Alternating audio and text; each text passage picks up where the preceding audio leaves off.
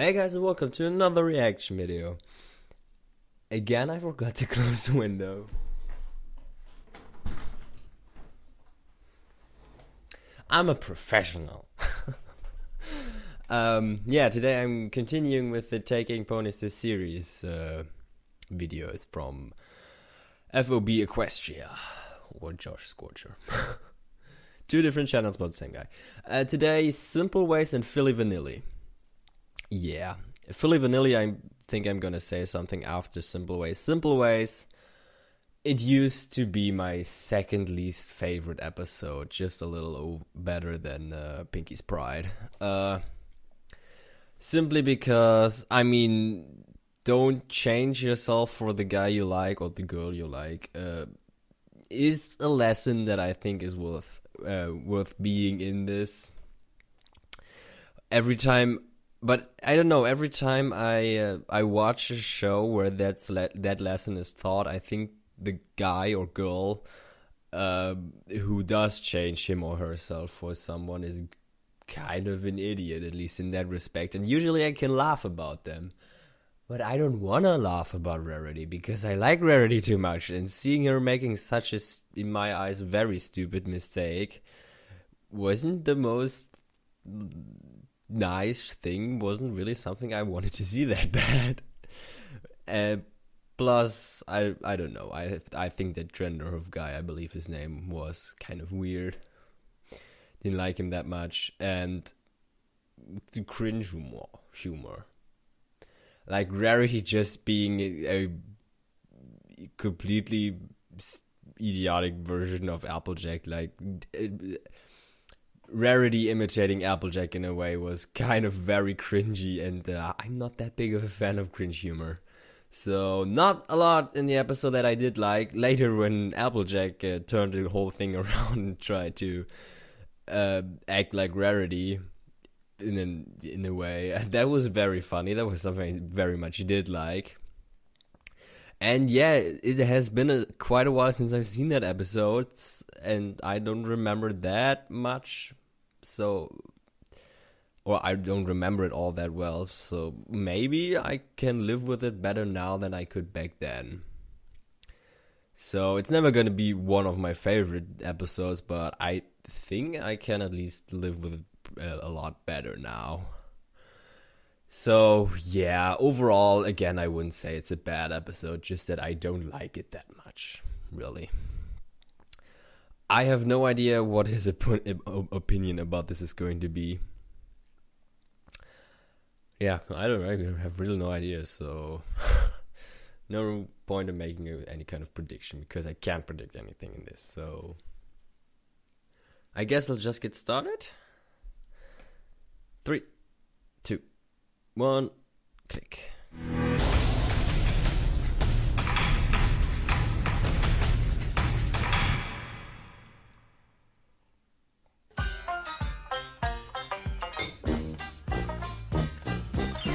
I swear these episodes just keep getting funnier and funnier. I don't think I've hated a single episode so far this season. And the fact this episode featured my top 2 faves of the main 6 pretty really good. helped. I've been waiting for another episode featuring Applejack and Rarity since Look Before You Sleep, which was okay, but this one goes a little more in depth with how different they are, and yet still remains respectful.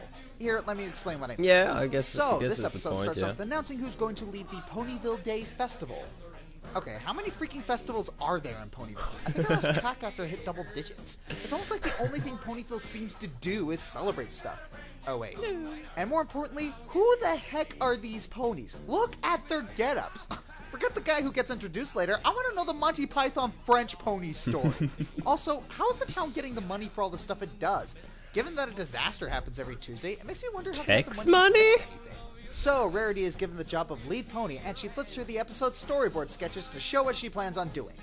The episodes seem to be getting bolder with the stuff they put in, aesthetic-wise, and I'm liking it. We're seeing a lot of diversity with MLP's visuals, especially considering last episode we got some live-action cuts.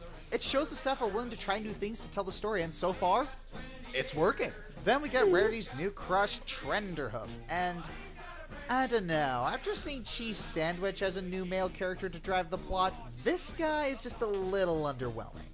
He's not nearly as developed, and all we have to go on him is exposition delivered by Rarity. It's understandable given that he only has one episode, but he seems completely oblivious to the fact that freaking Rarity, the drama queen of overacting, is coming onto him.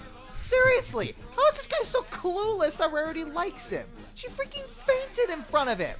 Surely with his field of work, he would have enough rabid fangirls to be able to spot one a mile away. Then again, us guys are pretty clueless when it comes to women. Even more so when we can never tell when a girl isn't interested. And that's not to say I hate this guy, far from it. He's just not very interesting. And oddly enough, we aren't introduced to the conflict of this episode until about a third of the way through. Usually MLP episodes get the premise, backstory, and conflict all out before the theme song happens, but no. This happens a third of the way in. Not complaining, just an observation. Yeah. So the conflict stems from Trent. I just got that. Having a crush on Applejack. Guess the high society types like the rustic types. I don't know. And Rarity trying to get his attention. I guess. I mean... This is totally something Rarity would do. Sure, she's generous and hardworking, but she does have a tendency to let her fantasies and ambitions kind of drive her against her better judgment. See Prince Blue Blood. In other news, Spike seems to be taking the fact that Rarity is expressing her crush directly in front of him pretty well. I know he said he was thick-scaled, but this is refreshingly noble of him. He seems to know that Rarity doesn't reciprocate his feelings, but he still tries to do all he can to have her be happy. I think my respect for Spike just jumped up a few notches.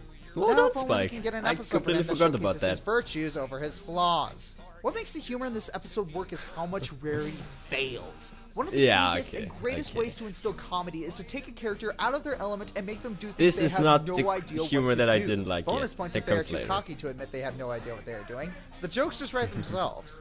To see the lengths that Rarity goes to make herself more Southern Belle is glorious. Because she's so dead set on catching Trent's eye, she does things that she would never normally do, and that's what makes it all the funnier when she eventually comes to her senses. It must have been very hard for Tabitha to voice a character with a transatlantic accent who is trying and failing to give a southern accent, and she pulls it off with hilarious results. It really shows just how great of a voice actress Tabitha is, being able to do a good accent and an intentionally bad accent at the same time. And her fangirl squeeze and screams really showcase her vocal range. It's sometimes scary how good Tabitha is. I feel awful for saying this, but actually Ball's voice work was just good. When she was pretending to be pompous, I could barely hear the classy accent, so it was still funny, just not as funny.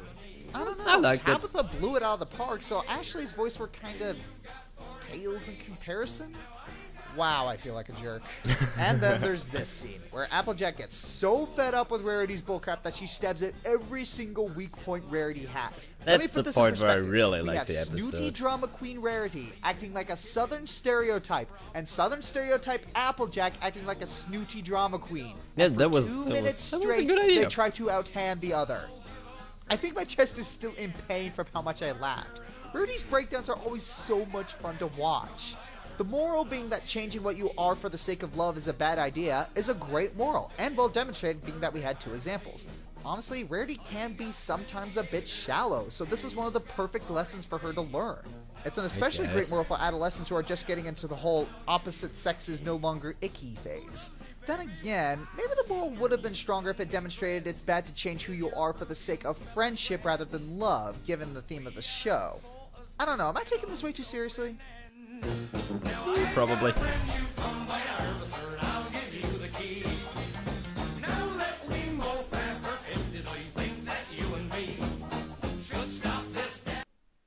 Okay. Before any one of you now accidentally stops watching the video, I will react to a second one. I always react to 2 of these, but there's going to be a little bit of a pause. Yeah, he definitely does like it more than I ever will, but I can definitely see all his points. And yeah, like I said, it's not a bad episode, which I believe only shows how good the episode is. The 2 episodes that I liked the least, I still wouldn't describe as being bad. Never. Though that's just my opinion, of course. Yeah, he really seems to like it. I can see where he's coming from. In a lot of points, I definitely do agree. In some points less. Maybe I should consider rewatching the episodes again and see if I can now see it in another light. And maybe like it more. So, yeah.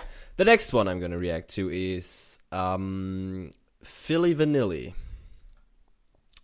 Yeah, Filli Vanilli. I have heard some criticism about this one. I was not surprised that Fluttershy has stage fright. And even though all the lessons she's learned, that's one big critique point for Fluttershy. She always seems to learn the lesson, be brave, and that she actually can be brave, and that the next episode she's still going to be very shy and very frightened again. In this case, stage fright, as far as I know, we never had the point of stage fright. She never learned to overcome stage fright. I see that as a little bit different this time, so I can live with it. I mean, honestly, I saw that coming, that she had stage fright. It was kind of obvious, at least to me, even after all the time she's learned to be brave. Because being brave does not mean not being afraid. Being brave means being afraid and being scared, but still do what you have to do despite being scared. I always try to remember that. And Fluttershy has to fight more to be brave and overcome her fears, doing what she has to do despite being afraid. And she will always have to do that, no matter how often we get a lesson about being brave and stuff like that. She will always be afraid, and she will always overcome this fear. The only criticism I can make is that we have had that so often we don't need it again. But stage fright, I think I see as something a little bit different. But, I mean, I sometimes think they went a little bit too far. Seeing how she had, like, straight-up hallucinations. That seemed like more something she should get therapy for, and less something she needs a good friendship lesson. Maybe you made her a little too scared of crowds. But yeah, the music was okay, but I never thought it was that great. And it had some funny moments in there, definitely. Some jokes I did enjoy, so overall I liked the episode. I really did. I, again, have no idea how he was here. He will probably say something about Fluttershy learning this basically the same lesson again, but other than that, let's find out. 3, 2, 1, click.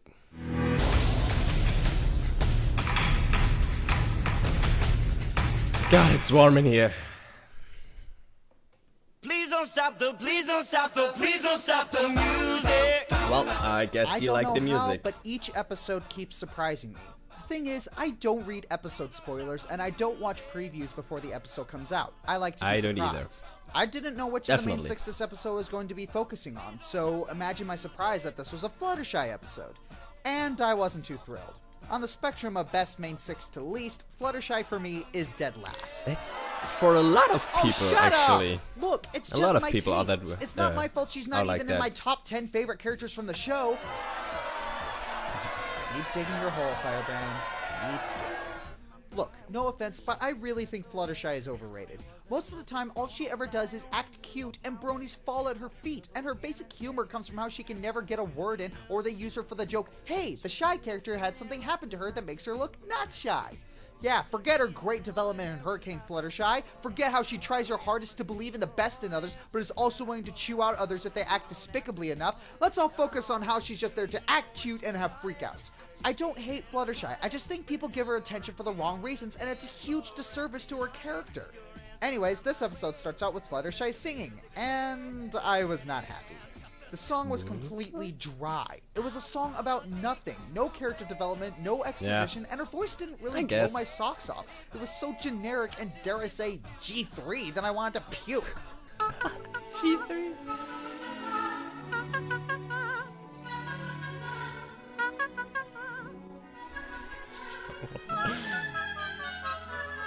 But then we were shown that was the intention, to set up the plot.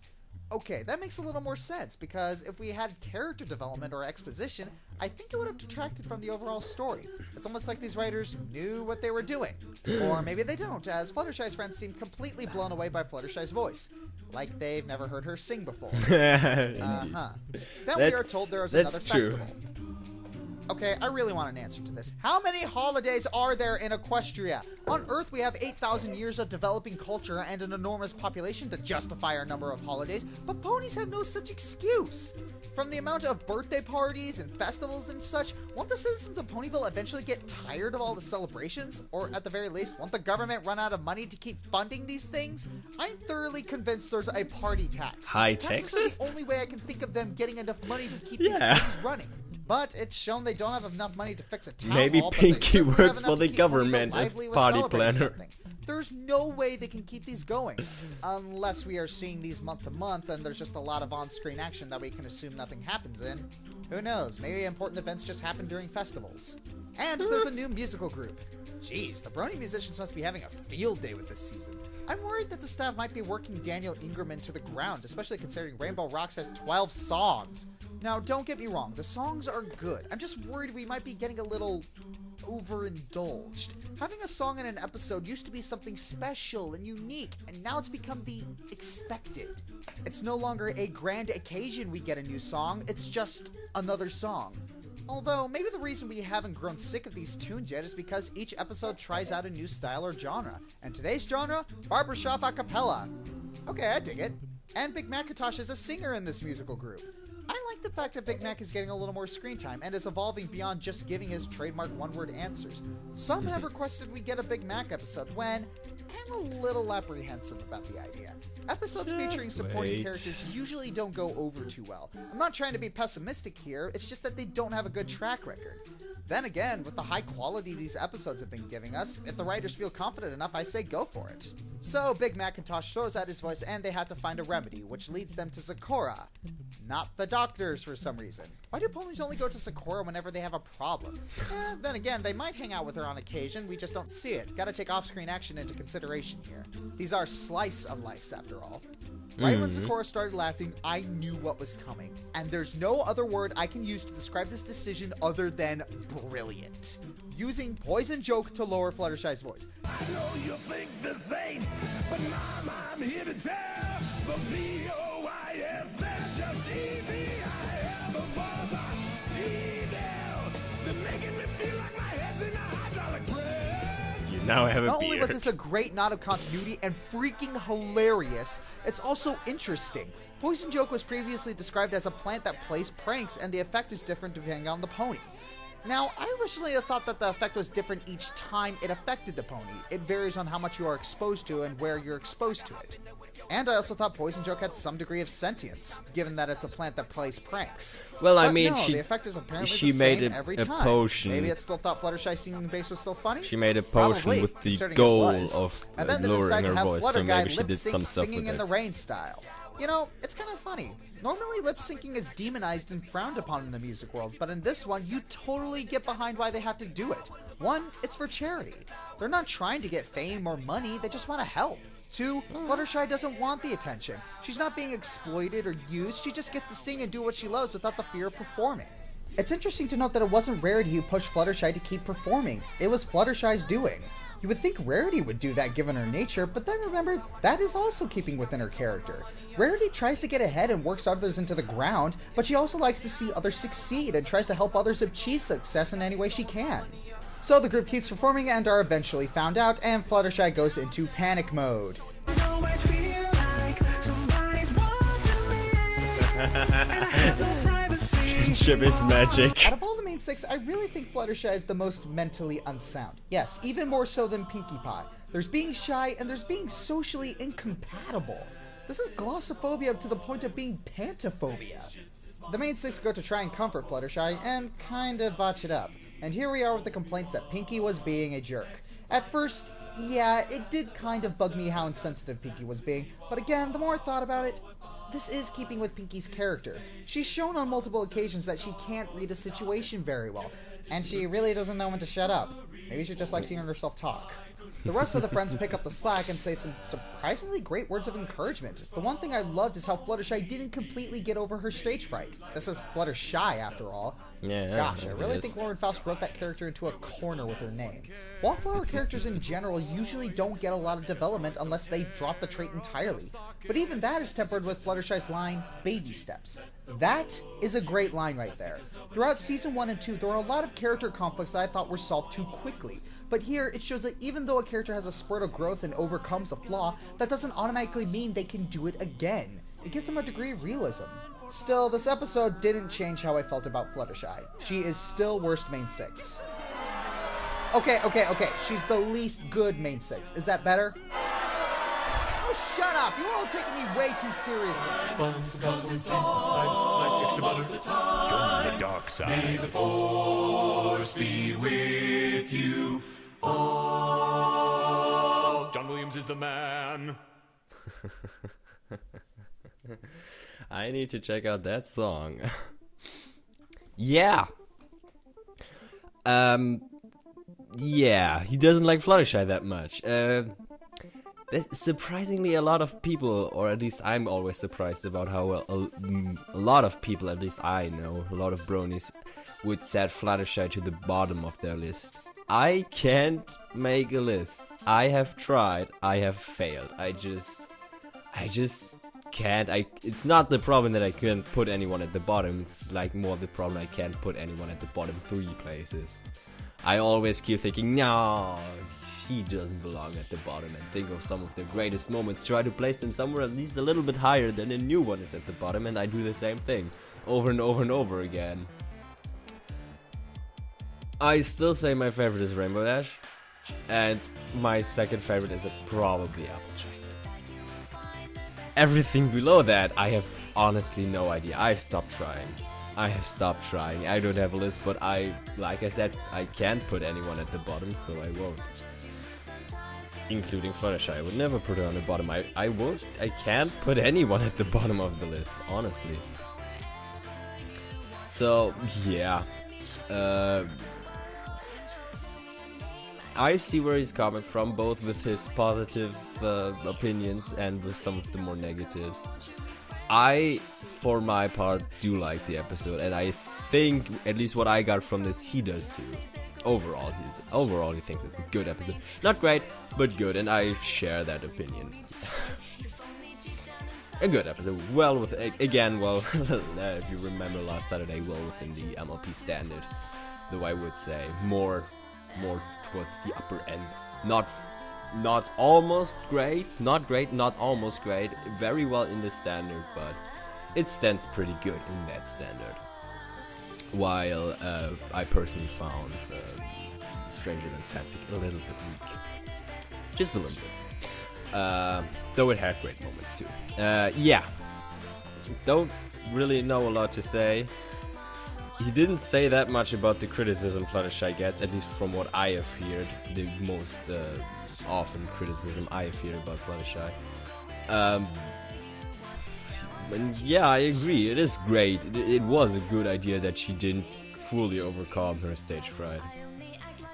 So, yeah, I don't really know what else to say. So I'm just gonna end the video right here before it gets too long and say I hope you like this little commentary. And I hope to see you next time.